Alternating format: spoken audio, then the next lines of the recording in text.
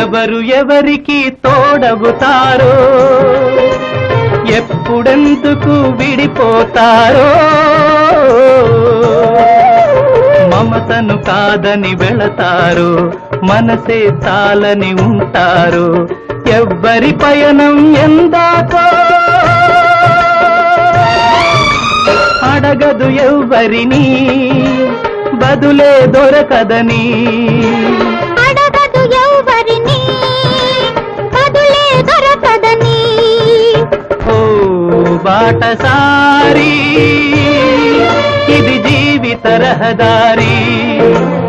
ఎంత దూరమో ఏది అంతమో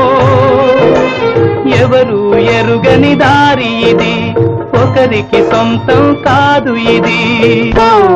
బాటసారి ఇది జీవిత